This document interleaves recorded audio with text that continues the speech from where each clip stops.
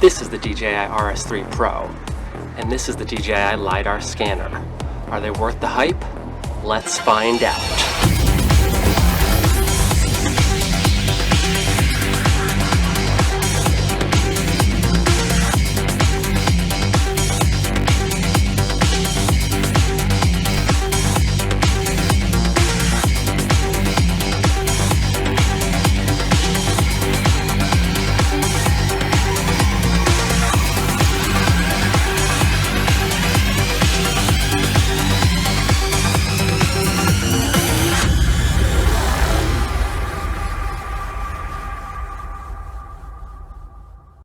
Little disclaimer here, this video is not sponsored by DJI. I did just rent this gimbal. And little tip for you guys, if you are new to cinematography and you're kind of looking into getting some more expensive gear or making an investment in a particular system, I highly recommend renting before buying. If you've never rented camera gear before, I would say that it is really worth it to rent before you buy. Now, I will tell you, after having spent a good amount of time with the RS3 Pro, that it is indeed worth the hype. This is by far the best gimbal stabilization system that I have ever used. I've tested out and worked with a number of stabilizers over the years, including electronic and mechanical stabilizers.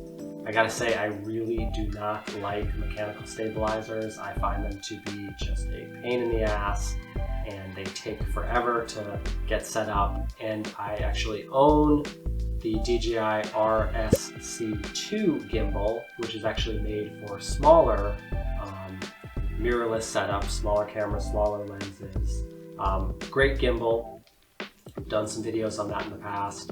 But since I've started shooting with larger cinema cameras and larger lenses, I really wanted to test out a gimbal that could handle the larger size and weight of this gear. And the RS3 Pro is really just perfect for that.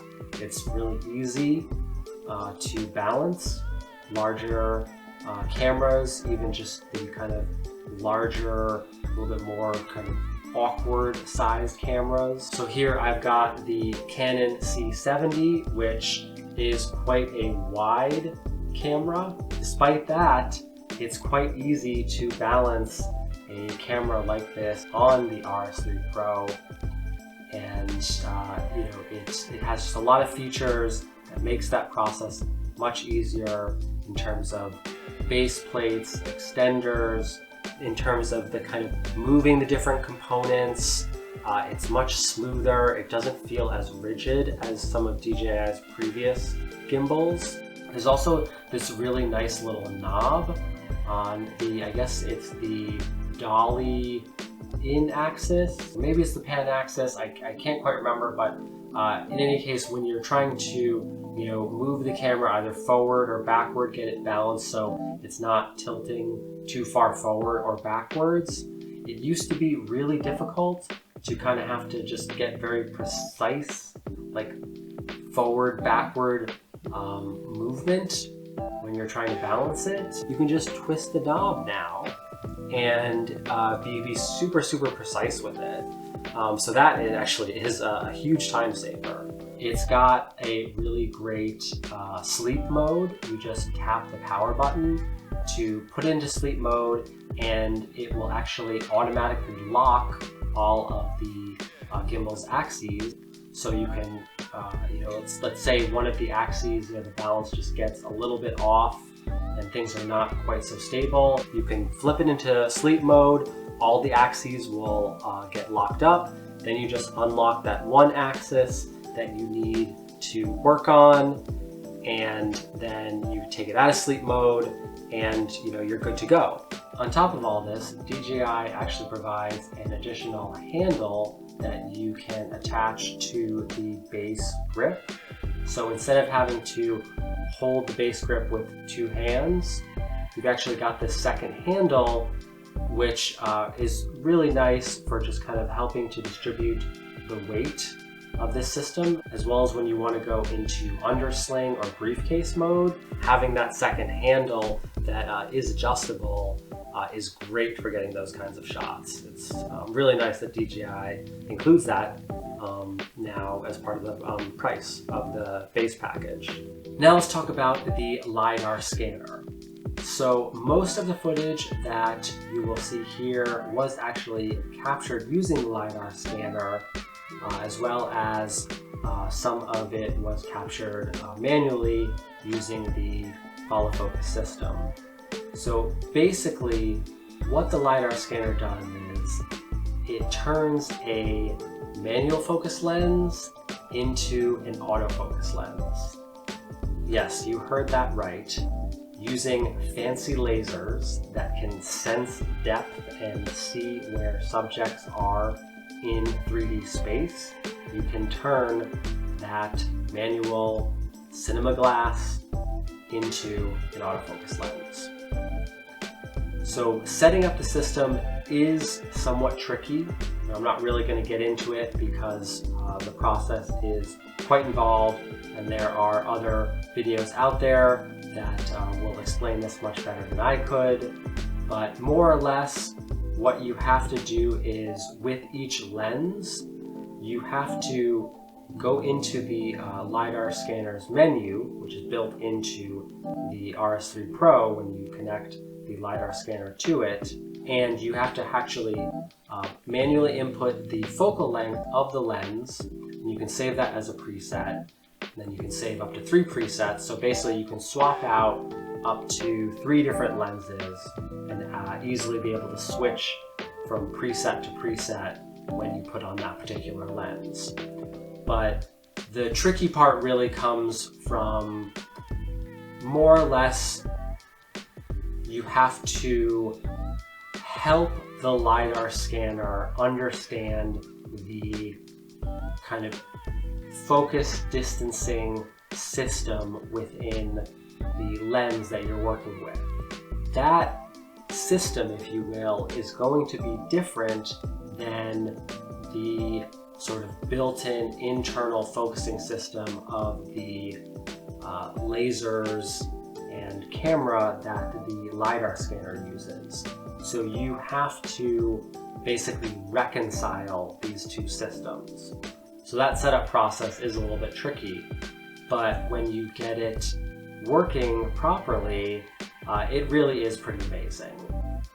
Now, for someone like myself who is more of a run and gun shooter, I have been trying in recent months to start using more cinema glass.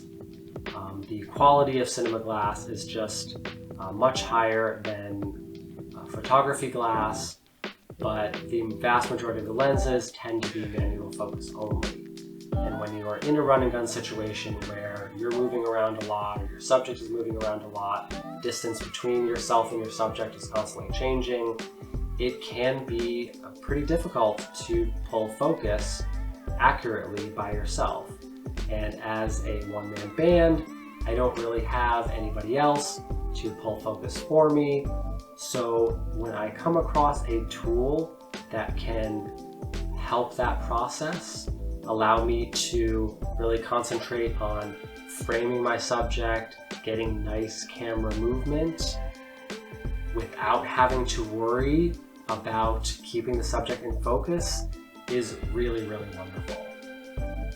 Now, I will say that like all regular mirrorless camera autofocus systems, the LiDAR scanner is not perfect, and it is going to go in and out of focus or have trouble focusing on certain subjects. It tends to work best with people, and if you are trying to use like a kind of touch focus system, you have to use the little screen and move your finger over it to tell the LiDAR scanner which part of the image to focus on. The field of view that the LiDAR scanner sees is going to be different than that of your lens.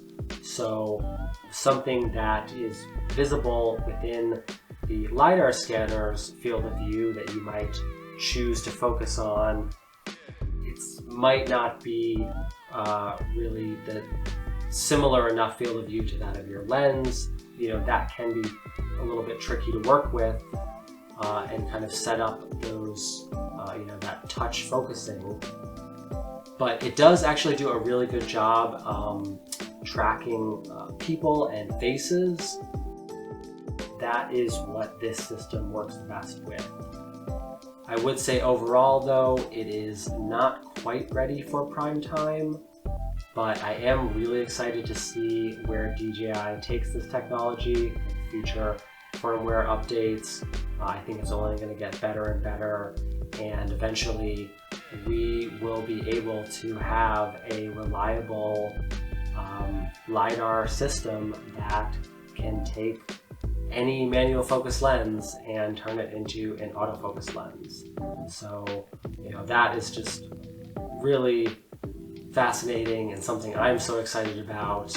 And then also quickly just press a button on the scanner and switch over to back to manual focus mode using the follow focus system of the RS3 Pro. The wheel on the base grip can be used to change the focus. Alright guys, so there you have it. This was my review of the DJI RS3 Pro Gimbal and the DJI LiDAR scanner. Again, this video was not sponsored by DJI. I just really enjoyed working with this gear and wanted to share my experiences with you. Let me know in the comments below what you guys thought of the video. If you liked it, click that button.